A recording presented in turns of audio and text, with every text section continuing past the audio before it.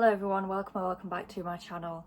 We're just going to ignore the appearance. I don't look cute, I don't feel cute today. It's one of those days, but I just need to film this because it's the 1st of November. So, without further ado, I'm not even going to disclaim, let's just get straight in to my October wrap up. So I'm going to start with the books I read that are like non-spooky books, and then we will run through all of the spooky ones together at the end.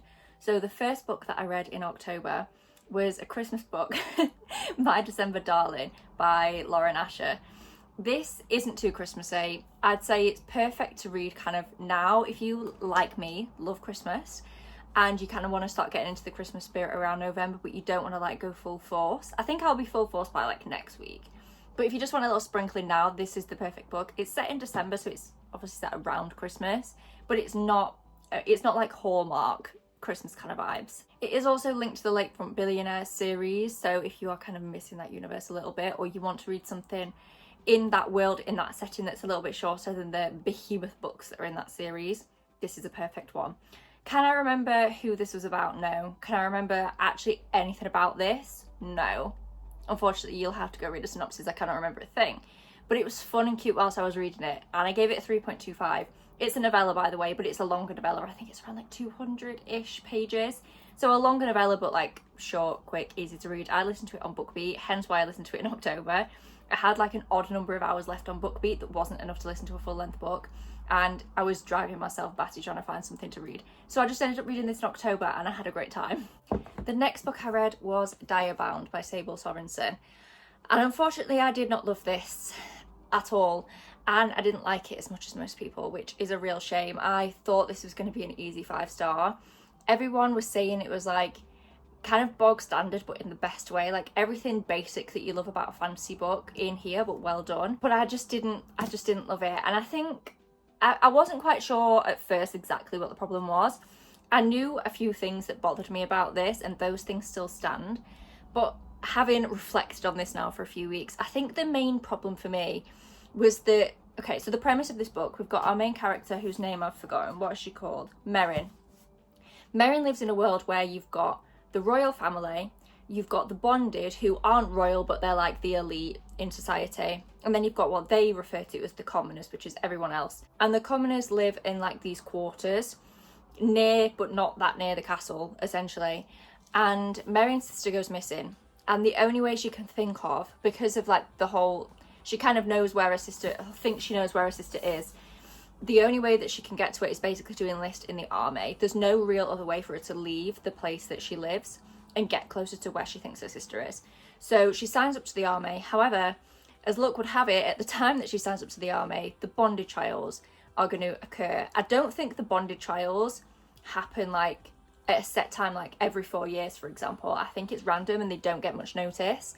So Merrin's plan is like, okay, I'll do the bonding trials, but I won't bond to a wolf. It's fine, because if you don't bond, you don't die or anything. You just go to the front lines as a normal soldier. However, she does end up bonding with a wolf, which scuppers her plans, because that means she has to spend 4 months training in the castle. So that is where she finds herself.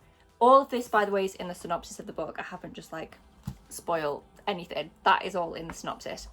My problem with this is that there was a love triangle, which in itself is not inherently a problem. However, my problem was that she has already been in a relationship with one of the 2 people in the love triangle for like a year, 2 years, quite a while. We spend quite a lot of time on page in that relationship, multiple spy scenes of them, just a lot of interactions between them in general, and like that's boring to me. They've already been together for years and he's boring. Like that's not giving me anything. I want to see more of like the third party over here that could become a problem. I want to see more of the world. I actually want to see, we see the trials, but to me they felt very low stakes and like they were there because the author wanted to put trials in. I wanted to spend more time really just getting into the nitty gritty of what she was actually doing in the castle, and I just felt like we spent too much time focusing on the existing romance. I think I am still going to read the second book. I gave this one 3 stars, so I didn't hate it, and I will still read the second book because the world and the premise is interesting, albeit a bit basic, yes, but it's the kind of fantasy that I love. I'm really hoping that in the second book and beyond, we don't focus so much on boring bitch Lee, and that we actually focus on something interesting, aka the other potential love interest. We see them a lot in this book, but more kind of stood in a corner glaring rather than doing anything very interesting. So I'm hoping that later on in the series it gets a bit more interesting, because this wasn't. The next book I read, Story of My Life by Lucy Score. I just, 2 stars. This was like the only reason I finished this. There's 2 ways of describing this book. One is when there's a car crash and you know you shouldn't look and it's inappropriate, but you can't look away. Like you're drawn and you just have to. That was what reading this book was like, when I just wanted to stop, but I couldn't stop, even though it was stupid and everyone was annoying and the female character had no hygiene, but no reason not to have good hygiene. It wasn't like she was suffering. Like I read this in a reading vlog and I kind of unpacked it all in there, so I won't do all of that again. But basically it's not like a clear cut, oh, she's suffering from depression and that's why her hygiene's not good. It's not that kind of situation. She seems to brag about the fact that just because you're an author, that means you don't wash. If I was an author reading this, I'd be furious if I washed. And she's in this book making out that authors are just unclean. Anyway, that was one thing. The MMC was the saving grace in this book, and he wasn't anything special. He was quite boring, really, and I've not thought of him since. But in a world of absolute madmen, he was the only one that seemed to have any semblance of sanity. The premise of this book is basically we've got our main character, do I know her name? Hazel. Hazel is a writer. She lives in New York, except she's in a massive funk just in life and writing. She's struggling to write. She can't do so. She decides she needs to move for inspiration, buys a house in a small town, goes to said small town. The small town is basically full of caricatures who aren't real people. It's like Gilmore Girls on speed in a bad way, just to be clear, in case that wasn't clear. You know how in Gilmore Girls the characters are like over the top but it's funny? I think that's what Lucy Score tried to do, and in my opinion just did not hit the mark. This wasn't good. Don't read it. If you read the Knock 'Em Out trilogy and thought that was weird, and the fact that there was a 40-year-old man pissing in his garden even though he had a fully functional toilet was a bit odd, don't read this. This is a new level of odd. 2 more books I read that were not spooky kind of books, and then we'll get into the real October reads. The first one was Fearful by Lauren Roberts. This didn't even need to be a post-it note, let alone a published work of fiction. This was supposedly about a character who, do I know her name? No. She's death, basically. Her name begins with an M, I think, and she is death, except it's not. It's a book about Blair and Lenny from the perspective, like a third-party perspective. I didn't understand why this was marketed as a book about death, and all Death did all day was sit and watch Blair and Lenny and rehash scenes that we already saw in the original series. This was bad, skip it. And then the last non-spooky book I read was My Friends by Frederick Bachman. I gave this a 3-star. I also gave Anxious People a 3-star. I'm gonna give him one last shot and read Beartown, because I think that one's got a bit more of something to it. This had a lot to it in that it did touch on some really important topics. I just don't know why I didn't feel connected to the characters. I liked the characters, but I didn't feel connected. And as soon as I had finished this book, it completely slipped my mind to the fact that I went on Goodreads like a week later and realised I never even marked it as finished, because the second I finished reading this book, my brain switched off and I was over it. I think that tells you all you need to know about this. I don't really know what to tell you about the premise. I went into this completely blind. We follow quite a few different characters. What I will say is check trigger warnings. It touches quite heavily on death and depression, so I would have a little look into trigger warnings if you're interested in reading this. Frederick Bachman, I think, is indisputably a good writer. I'm just not sure if he's the writer for me, unfortunately. But as I said, I am going to give Beartown a go and hope that that one kind of hits a little bit more than this one did. Okay, on to the spooky books. I'm going to start, I think, with the one... Oh, wait, no, one more. A DNF Deep Cuts by Holly Brinkley. This is a book about music in the 2000s, but I didn't connect to the characters. I kept giving it chance after chance, hoping it would get interesting. This has some great reviews and some not so great. A lot of people compare it to Daisy Jones and the Six. I wouldn't. I think Daisy Jones and the Six was far more interesting and had a bit more of a plot. This is a lot more slice of life than Daisy Jones was, which, yes, was slice of life, but I feel like it had central plot. Anyway, this isn't about Daisy Jones. Deep Cuts for me, I just wasn't connecting to the characters. I wasn't interested in. I was waiting for it to be interesting and it just never got interesting. So I ended up just DNFing this one, unfortunately. Okay, now on to the spooky books. I will quickly run through the ones that I don't have physical copies for first. If I keep looking this way, it's because I've got post-it notes with the books that I read and their ratings written on them. So the first one I read that I don't have a physical copy of, I listened to it on audio from my library, and that is Bury Our Bones in the Midnight Soil by V.E. Schwab. I went into this thinking it was going to be a 5-star. Can you guess from the fact I've said that it wasn't? I read and loved Addie LaRue, gave that a 5-star. And whilst this is wildly different in that Addie LaRue is not a book about vampires, I just felt like they had a kind of a similar vibe in that it was probably going to be slower, which it was, and really rely on kind of emotion and connection to the characters, which I think Addie LaRue did very well. Addie LaRue, as if she wrote the book. V.E. Schwab did well in Addie LaRue is what I mean by that. However, I feel like the emotion was lacking in this one, unfortunately, and I think it really needed that. I think the characters tried to feel something, but it just didn't translate on page. I was really expecting to feel kind of a haunting atmosphere, and I didn't at any point. I just felt like any depth was kind of missing from this one for me. If you don't know what this book is about, it's about vampires, all women, all lesbians. Love that. That sounds great, doesn't it? And they're all from different time periods. One of them I think is the 1500s, one of them is the 1800s, and one of them is now. I think 2019 was when it was set, so now in comparison to the other timelines that we're following. You kind of get introduced to them one by one and change between the different time periods as the book goes on. And it just, I don't know, like in theory it was interesting, but I saw the twist come in from a mile off. Not necessarily a twist, it wasn't like a twisty book, but I mean, I saw the kind of coming together and how it all kind of weaved into one. I saw that coming from a mile off. I didn't find it interesting. I don't know, I just kind of expected a bit more from V. Schwab and from the reviews that this got. Maybe it's just me, because everyone else seems to give this 5 stars, so maybe I'm just being a moody bitch this month, but I just didn't love this one, unfortunately. A book that I don't have a copy of, but I did absolutely love and will be getting a copy of when I go to the bookshop tomorrow, Soul Searching by Lila Sage.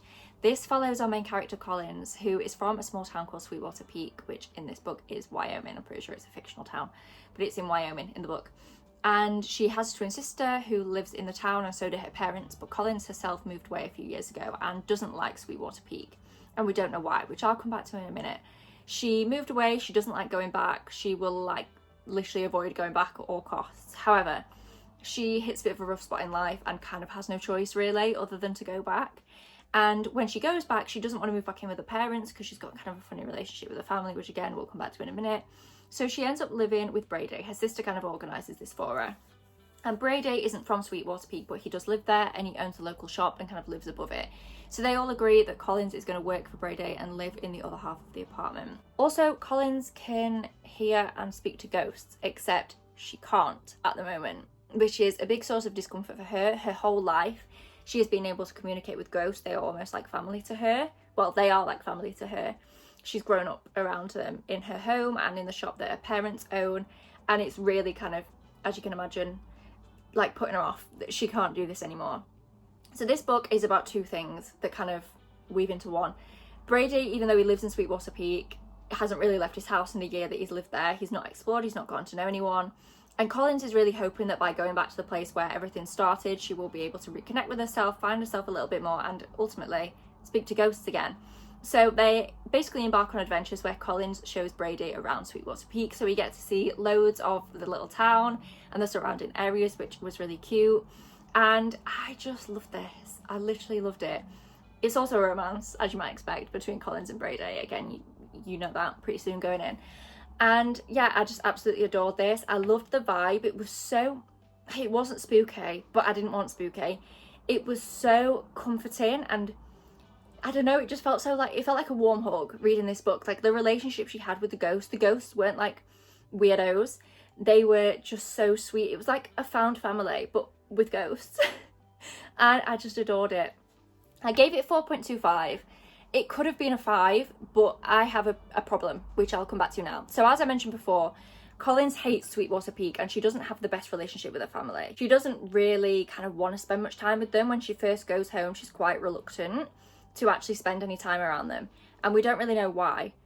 And she gives reasons throughout the book, but for me, they were so flimsy. Basically, she says this quite early on, but essentially her reason is that being around her perfect, nice, amazing family reminds her that she's not that great. And that's it. But I mean, that would make sense that she doesn't necessarily want to be home all the time, but she hates this place. Like, her whole personality is that she hates Sweetwater Peak, and that's the only reason why. I was really hoping for a bit of a mic drop moment, a bit of a twist where it turns out that something horrible happened there, or not like horrific to her, but you know, like a big event that would make it justifiable, that her reaction would be so strong, but it didn't. And that kind of let the story down for me. But I still absolutely adored it. I just loved the feeling. Like I said, it was like a warm hug reading this book. So I would absolutely recommend if you are looking for something like spooky adjacent, but not actually spooky, like ghosts but cute, like this, like cute ghosts, not scary ghosts. Okay, moving on to the last few books that I have physical copies of. Mate by Ali Hazelwood. I read this because I was in, not a slump, but I just, as you can tell, wasn't loving the books. This has been running now for the past few months, where most books I read I'm giving like 3-star, and I really wanted to break out of the funk, so I thought, well, this is going to be a 6-star. Guess what I gave it? 3! It was a 3-star, and I just, oh, no one is more shocked, upset and devastated by this than I am. Seriously. Bride was a 6-star read. I adore Ali Hazelwood so much. I have never rated one of her books this low in my life, but this, okay. So this book is about Serena, who is Misery from the first book's best friend, and Cohen is also a main character in this book, who again we see in Bride. However, I can't tell you too much. It's hard to talk about why I didn't like this because I can't talk about it. Basically, they're mates. You know that right from the beginning. The title of the book is Mate. They know from the beginning that they are mates. However, no one seems to care. No one seems to give a shining shite that these two are mates. No one. They're just living in harmony, not together, nothing, knowing that they're mates and just not really bothering. So I thought like being a mate was like a big thing. It wasn't. So that irritated me. I would much rather they have not known and realised it much later in the book, and it being like a, do you know what I mean? Instead of just, oh yeah, that's fine. Like, it created no tension. I thought if they know at the beginning it's going to create tension, it didn't. No tension. No one cared. So that irritated me. There's two kind of elements of this book, and I can't say what they are because they're spoilers, but one of them is like to do with another group of people, and I don't like what those people are. That kind of plot in a book doesn't interest me, so I hated that. And then there's also like, how do I describe? There's like a barrier to Cohen and Serena being together in like physical or emotional capacity because Cohen has some kind of agreement. I also hate that in a book. So we've got two things that I hate and I didn't know were in this book going in. If they were done interestingly, Ali Hazelwood was going to be the one to make me like them. But unfortunately they weren't. I felt like nothing in this book mattered. There was no depth. Nothing mattered. No one really cared. Everything was solved really quickly. There was no tension. Whereas in Bride, I don't know, I felt like there was so much tension. There was so much political intrigue. There was so much like, you genuinely believed anyone could die at the drop of a hat. And I just didn't feel that in this book. And I'm not talking about it anymore because it upsets me that I didn't like it. So let's move on. I did it, guys. I did it. You already know I did it because this was in a reading blog. But I did it. I read Twilight for the first time as an adult. I've seen the films as a kid. I don't really remember them. Obviously, I remember the basic outline. But I don't remember anything really beyond, I'd say beyond New Moon. And I only know the very basics. Like, I wouldn't even say I know the basics of New Moon. I know that Jacob exists and a love triangle, I think, ensues. That's all I knew. Anyway, I saw the films as a kid. I think I read at least the first couple of books as a kid. Maybe all of them, but I don't remember them at all. So I read Twilight for the first time as an adult and I gave it 2 stars. You can see the journey of this unfold in the reading vlog itself if you want to, but I don't like Edward. I was Team Jacob as a child and everyone gaslit me into thinking that was wrong, and I can't remember, maybe it is wrong, maybe he does something horrific, I genuinely don't know, I don't remember. But I'm starting to see why now, guys, because Edward's a freak. I'm just going to say it, I'm so sorry. If you were Team Edward as a child and you're carrying that nostalgia, I get it. If you were falling in love with him alongside Bella when you were younger, I get it. But as a 27-year-old reading this, I'm like, this is an abusive relationship. Bella, run. Run, babe, run. He's weird. So I just didn't end up loving this. I gave it 2 stars. I had a good enough time reading it, like it was entertaining. But I don't have the same nostalgia, I think, that a lot of people have. And the last 2 books I read this month are from the same series. I think it's a trilogy. Well, it's definitely a trilogy. I don't know if there's going to be any more books, but I've only read the first 2. My Roommate is a Vampire and My Vampire Plus One. This is the first one, My Roommate is a Vampire. In this book, we've got Cassie, who is a human, and Frederick, who is a vampire. Frederick puts out an advert for a roommate because he basically wants to live with a human so he can like observe them and learn how to live in the modern world, because he's quite old and he recognises the fact that he just doesn't fit in and he wants to fit in more. So he basically wants to live with someone so he can kind of copy how they live. And Cassie is in a rather desperate situation. Obviously doesn't know he's a vampire at this point, but it's cheap, so she moves in. And you just follow them getting to know each other, her learning that he's a vampire. This book was funny, like it's so on the nose, it's very rom-com-y, but it fell a little bit flat for me. I gave it 3.5, I think upon reflection it's a 3, I don't think this is a 3.5. I can't in good faith rate this higher than Bury Our Bones in the Midnight Soil. It wasn't better than that book, so this is a 3. It was good, I had a fun time reading it, but I just feel like I expected the characters' personalities, especially Frederick, to develop more throughout the book. I don't really feel like he changed that much. Not that he needed to, there was nothing wrong with him, he's a perfectly nice guy. But I just thought he'd become a bit more interesting, and he didn't. And I feel like Cassie's personality almost disappeared over the course of the book. It was like a 30-ish page spread nearer the end of the book. I think, was it around page like, I don't know, I can't remember, near the end of the book where something goes wrong and they have to fix it. And don't get me wrong, the way that they fix it is insane, it's ridiculous, and it involves TikTok, which I know might put quite a lot of people off, but it was done in like a funny, like purposely taking the mick kind of way. They weren't seriously like talking about TikTok, if that makes sense. I think the author was almost like on the nose taking the mick a bit out of like how TikTok is talked about in other books. Anyway, that was so funny and interesting, and if the whole book had had that kind of tone and that level of like silliness, I think I would have enjoyed this a lot more, but yeah, it just fell a little bit flat, but interesting enough. It was fun enough whilst I was reading it. And then the last book we're going to talk about today is the second book in the series, My Vampire Plus One. This is, again, in the same series, so you meet Reginald, our MMC, in this book, in the first book, and you think in the first book, how is she ever going to make him into a love interest? He's actually a bit awful. But you quite quickly learn that he's actually not awful. There's a lot more to him than meets the eye in the first book. I'm not going to say much more because obviously I don't want to spoil it. But we've also got Amelia, who is, again, a human, and her family is constantly hounding her about the fact that she's not married or doesn't have a boyfriend. She has no desire to do so. She's perfectly happy in life the way she is, but to get them off her back, she decides that she's going to basically take a fake date to her cousin's wedding. Reginald ends up being said fake date again. She doesn't know he's a vampire. But what was quite funny in this book is that he actually told her quite early on that he was a vampire, but she just laughed it off and thought he was joking. So he thinks that she knows, but she doesn't know. Like, she thinks he's taking the mick. She thinks he's just got a weird sense of humour when he keeps talking about being a vampire. Which, that kind of miscommunication might sound annoying, but again, it isn't. I think this author really excels in humour and doing things in a funny, light-hearted way. It wasn't an annoying kind of miscommunication, and it didn't drag on throughout the whole book, don't get me wrong.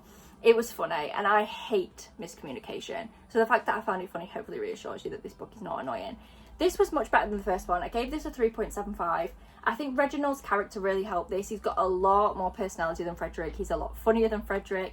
And I think that just lifted the book even more. Even though it's already a very light-hearted series, I think Reggie's humour just really kind of sealed the deal on this one for me. And that brings us to the end of this video, thank goodness, because I'm still not feeling cute.